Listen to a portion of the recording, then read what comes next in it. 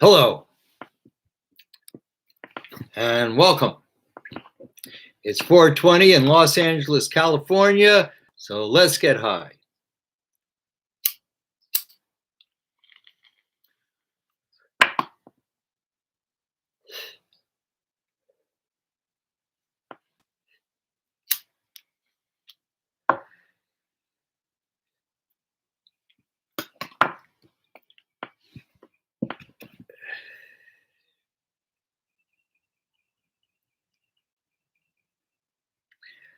Yesterday, I began reading my latest book, Zohar Beyond the BlackWhole.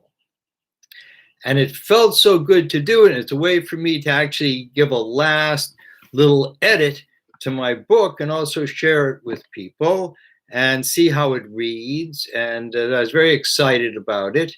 And I'm going to do it maybe 5 times a week because I want to get it actually finished, certainly before it comes out so I can put in these edits. The book is coming out, God willing, August 17th. And so yesterday I began by reading the preface and the introduction. And today I'm going to do translating the Zohar, which is a longer piece. I think I can, I don't know if I can get this done in a half an hour, whatever. Oh, I think I can. Yes, just right. Yes.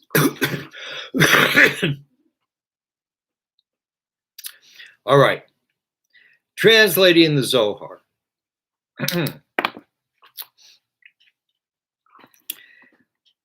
The Torah cannot be translated according to the literal meaning of the words, but instead must adhere to the simplest meaning of the text, reduced down to logic. Before I start, I just want to say, I meant to say it, and and I just want to say it before I start, that like about 10 minutes after I finished reading yesterday, about a mile from me, we had a 3.2 earthquake. And I'd like to take responsibility for it. There's some really deep, beautiful, powerful stuff. All right, I'll just start again. Translating Zohar. The Zohar cannot be translated according to the literal meaning of the words, but instead must adhere to the simplest meaning of the text, reduced down to logic.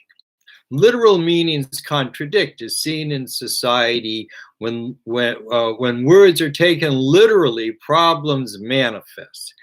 Explanations begin, and when one stands to explain, he rarely sits down.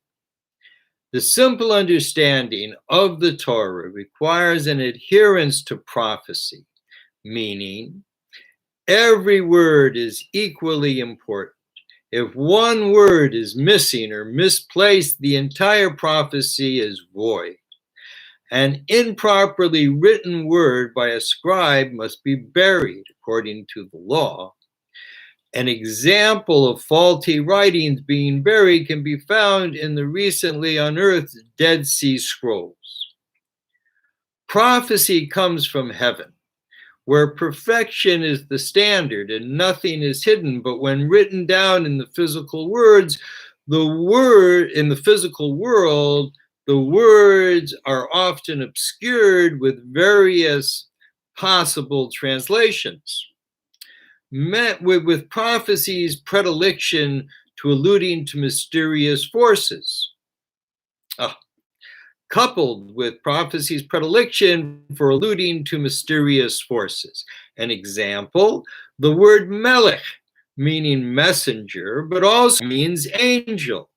Prophecy comes from the heavens where angels are messengers of God, but once transmitted to the earth, melech means king. A melech, king, has all 3 meanings simultaneously. Plus, the Zohar's narrative in Aramaic, which uses the Hebrew alphabet, twisting Hebrew words into a completely different meaning, complicating the already confusing text.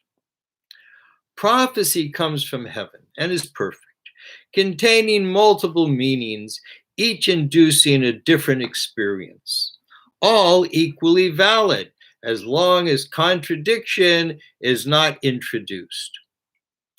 All opinions are valid, but the most mundane understanding without harboring contradiction is considered the simple meaning of the text.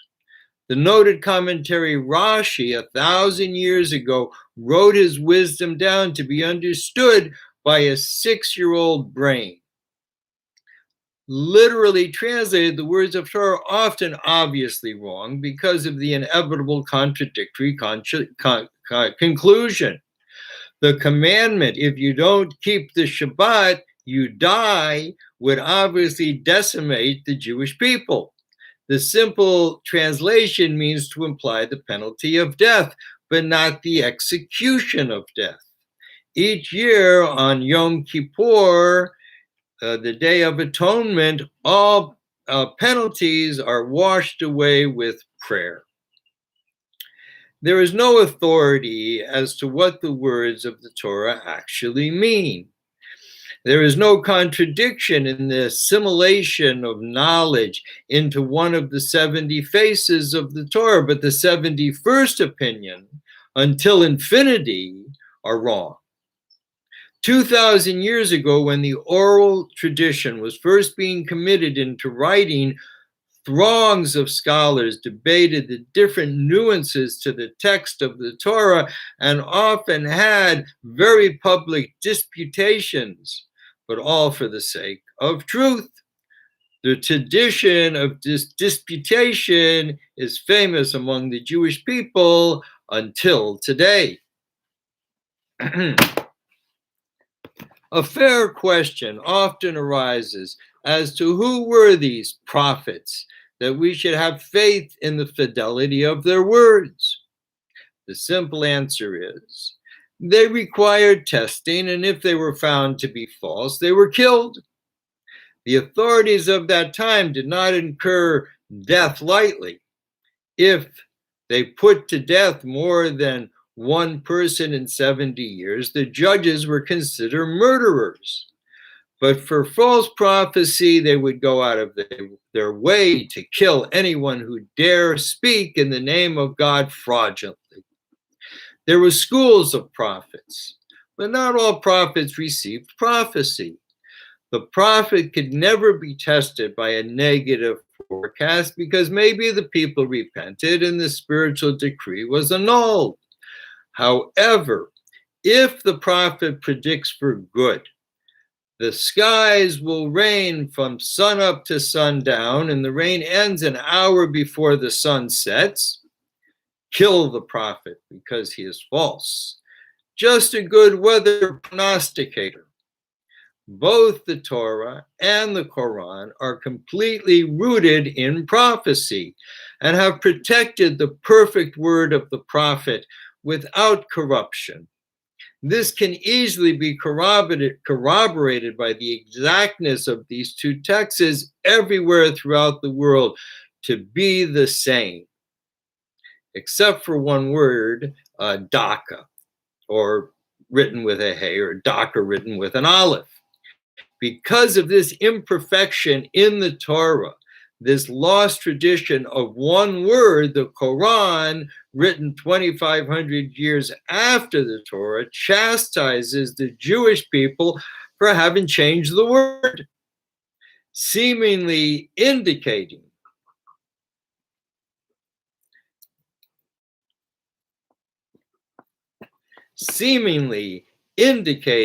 the Middle Eastern Sephardic traditional version is incorrect. And the word daka should be written with a hey instead of an aleph. These two precious books of prophecy are an inheritance from Abraham, who came from the Tower of Babel with the ability to construct phonetic languages while the world struggled with iconic symbols.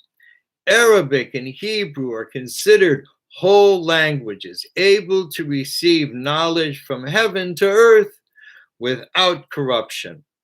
While the world obsesses over aliens who arise out of nothing, the Torah and the Quran describe what is true. Therefore, in translating Torah teaching, the translation needs to take into account the incorruptibility of the text. Paraphrasing is the worst type of translation, dependent on the translator's whim and disposition. Being tethered to the truth is the highest standard for any endeavor. Building a structure requires conforming to the basic laws of nature, or else the structure will come crashing down to the ground. Spiritual structure is so much more tenuous, where the slightest misstep has huge implications in the ephemeral web of celestial beings transmitting knowledge about creation down to the earth, where the human mirror reflects our understanding back to the Creator. The gleam of Torah teaching has been tarnished by baseless accusations against the Jewish people for having killed God, turning these prophetic books into a mockery through the misrepresentation of the title from Torah teaching to Testament has poisoned each word with this Roman lie, the father of all lies, despoiling Mother Earth.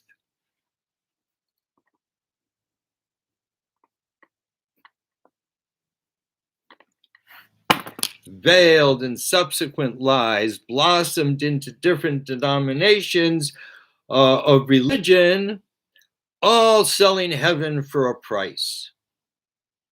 In the first American Economic Rescue Package of 2020, the Roman Catholic Church was awarded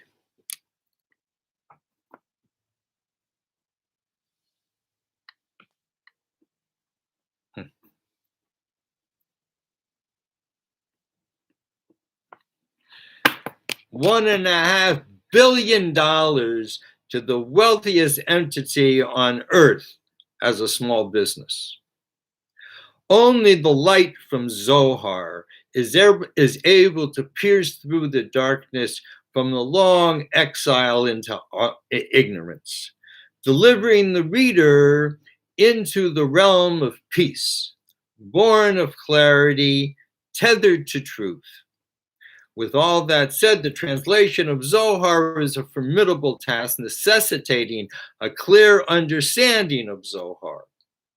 By offering up flamboyant words masking the essential nature of the idea being profited forward in the text is similar to how the Bible uses arcane and archaic language, important but without substance. The translation of Zohar requires honesty, plus clarity. The key, just let me look here for a second. We have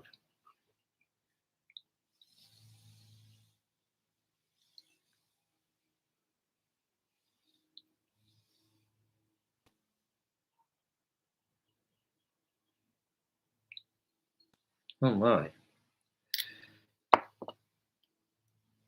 The key, the translation of Zohar requires honesty plus clarity. The key to translating Zohar is knowing where the text is pointing. Sometimes the text speaks from above, and sometimes the text refers to below. Yet in every segment of creation, there is high and low, established at the very onset of creation. The Or Ein Sof, light without end, is high, while creation is low. Within the confines of creation, according to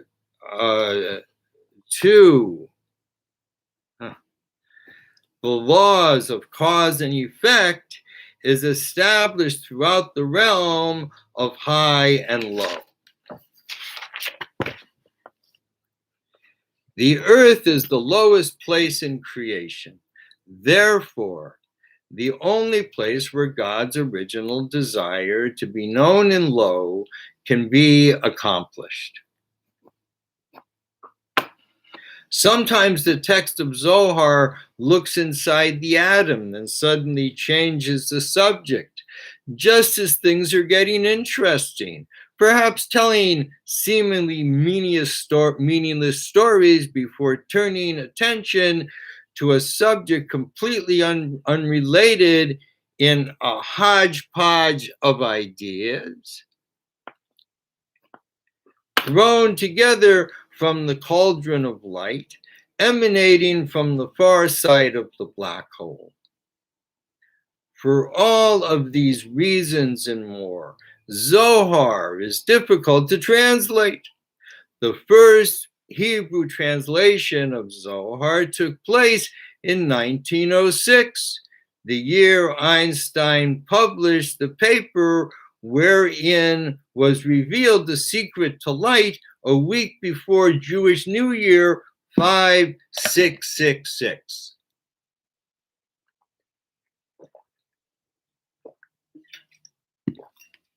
The text in the Zohar followed the segmented yearly path forged by the written Torah into 53 weekly portions. And like the Torah, which ends with Moshe parting from this world, so too the text towards the end of the Zohar recants the passing of Rebbe Shimon. The obscurity of Zohar far outreaches the obvious questions produced in the written Torah. Within the text of Zohar is the supreme answer to all questions by revealing the truth from the other side of the black hole. Sometimes part of the Zohar seem to make no sense or logical inference, but only because the reader lacks the question. Knowledge of the written Torah is essential to understanding the three levels in the oral tradition, but particularly Zohar. 100 years ago, Rabbi Yehuda Ashlag, known as the Sulam, a great scholar in Israel, was the first to translate Zohar in completeness, every word translated into Hebrew. He also included within his worthy translation a narrative rejected by other rabbinic scholars for giving a definitive meaning to the words. The Sulam used Kabbalistic terms to explain Zohar, which is antithetical to revealing the secret to Zohar. Recently, an academic version of Zohar has been rendered in English with a flowery, bombastic language camouflaging the lack of knowing. Therefore, coming to a more literal translation colored by the translator's own biases, ultimately a pathetic academic attempt at the truth.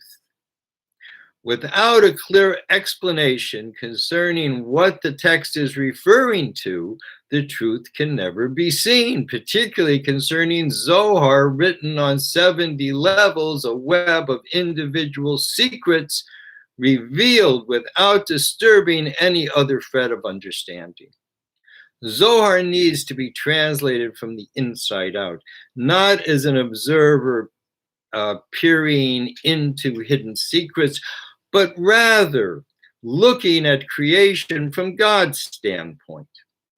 Another reason why Zohar defies translation is because conversations tend to be fluid, taking sudden turns or even changing direction. The light of Zohar runs across the page, and just as one section is grasped by the mind, the text rips away, perioding, elastic, to a new dimension, leaving what was consumed only a vapid residue.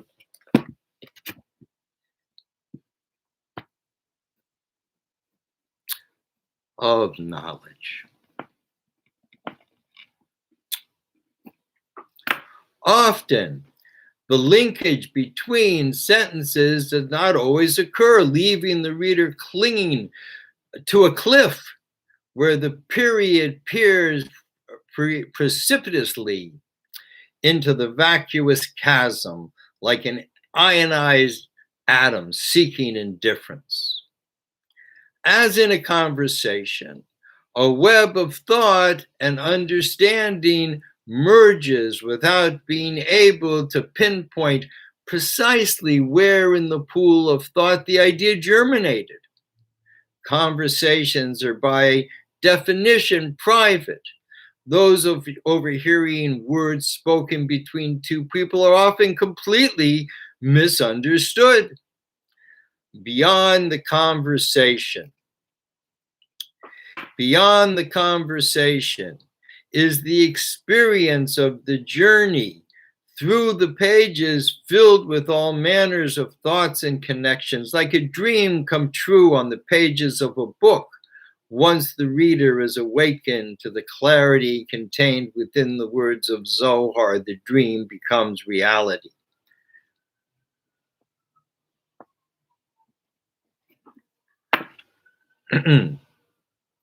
Translating esoteric terms requires finesse, but conveying an experience is another thing. Besides the knowledge being imparted by Zohar, more importantly is the experience transmuted from another dimension, sucked into a whirlpool, devoid of chaos, a place defying heights. The text from Zohar is a mythical tool wielded against the all-consuming lie of everything but light. Nothing stands a chance against the light of Zohar. Trying to translate Zohar is like trying to translate a raging river. Simply translating the words is inadequate. And paraphrasing is equally inadequate, since the reader is given no context for these lofty ideas hidden beneath incoherent waves. Until the advent of the telescope, there was no context for this arcane knowledge. But now that the secrets of the heavens have been thrust open, there is no doubt as to the meaning to Zohar. This supreme knowledge took 2,000 years to permeate our reality just in time to save humanity from blindly following the herd over the precipice. Devotees to the lie. The antidote to the lie is the truth. Truth does not easily translate.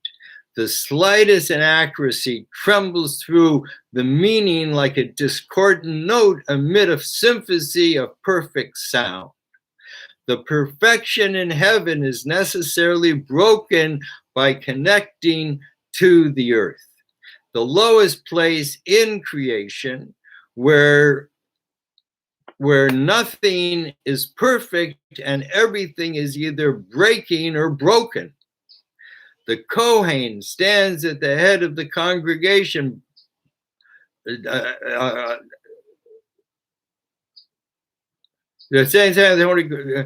Kohen, standing at the head of the congregation, breaks the blessing from heaven by holding his 4 fingers in a V.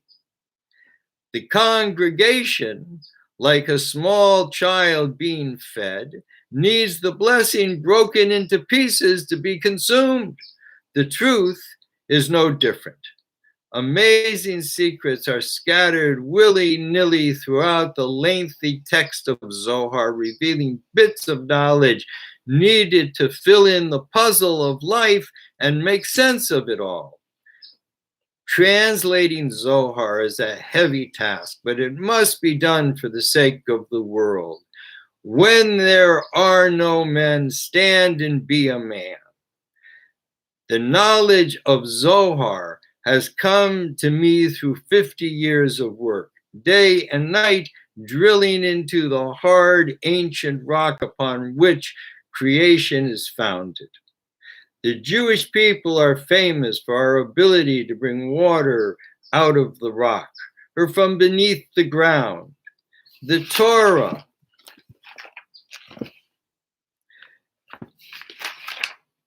Torah is considered like water, flowing from a lofty elevation and coming down, then coming down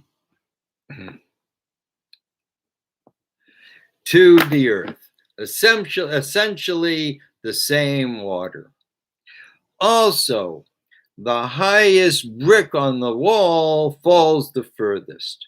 Nothing is higher in Jewish texts than Zohar, the light from the far side of the black hole, where heaviness first congeals into a twist of light engraved with the desire of the creator wanting to be known in low.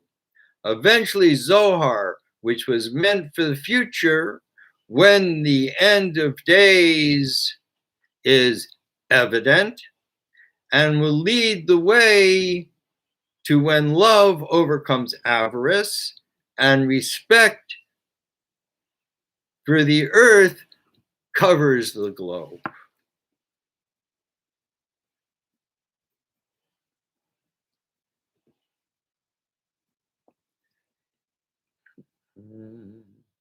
All right.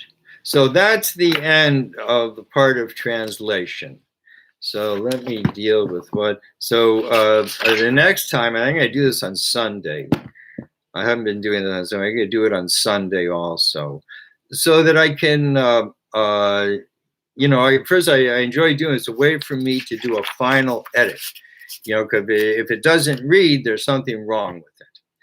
So excuse me for having to make little notations or whatever in the midst of the reading. And so where are we? So we're right at almost 30 minutes. Let me just look what Carl has written to me.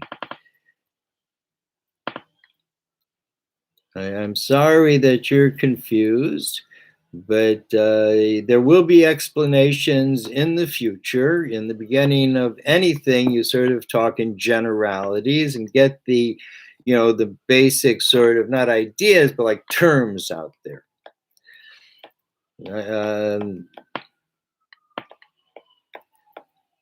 Well, I'm going to deal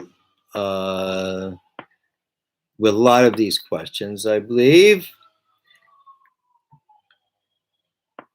All right. Well, thank you, Carl. I appreciate your, the things that you say, and anyways, so this is going to be the last broadcast this week. But I really dig doing this. I think this is what I'm going to do from now on. I have lots of books that I can read. And I think if I really want to encourage people to read my books, that I should read them first. That's what I think, and they can get a sense of the writing and a sense of the subject. And I hope that will encourage people that when my book comes out, that it will encourage people to buy my book and read my book. So thank you very much. Do go to my visit my site, dovidhouse.com. It is my publishing company that I hope to publish all my books on. Thank you very much. Have a wonderful Shabbat, and see you next week. Bye.